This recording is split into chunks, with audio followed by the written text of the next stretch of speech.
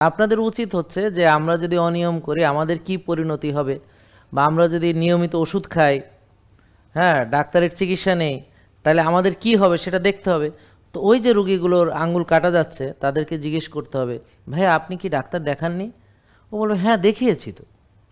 ভাই আপনি কি ডাক্তারের নিয়ম ফলো করেননি? ডায়াবেটিসের বইয়ে লেখা আছে 6 বেলা খেতে হবে, আপনি কি খাননি? ভাই খেয়েছি তো, রুটি খেয়েছি 2 বেলা, ভাত খেয়েছি, যেভাবে ডাক্তার বলেছে সেভাবেই খেয়েছি। আপনি ওষুধ খাননি? বলে হ্যাঁ খেয়েছি। তা আপনি ওই ডাক্তারকে ভিজিট দেননি? কয় না দিয়েছি তো। তা আপনি পরীক্ষা করাননি? কয় করিয়েছি।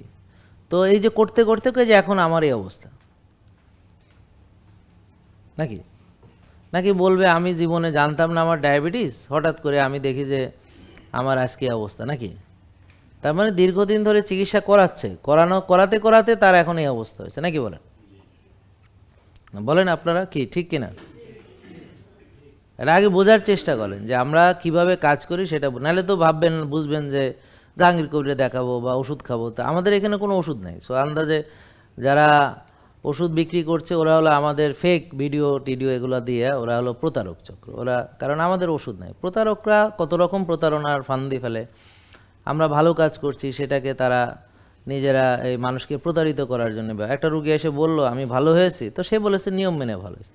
তো দেখা গেল বলছে আমি ডায়াবেটিস মুক্ত হয়েছি, দেখা গেলো হ্যাঁ হাতে ডিব্বা এটা ধরায় দিছে এডিট করে। ব্যাপারটা বুঝতে পারছে?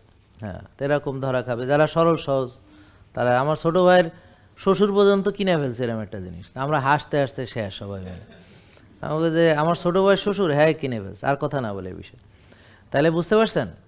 তাহলে এইভাবে আমরা দেখা যাচ্ছে ধোঁকা খাচ্ছি। ধোঁকা কেন খাচ্ছি? কারণ আমরা আবার ওষুধকে সমাধান মনে করছি। জেকে লাইফস্টাইল, ওষুধ মুক্ত সুস্থ জীবন।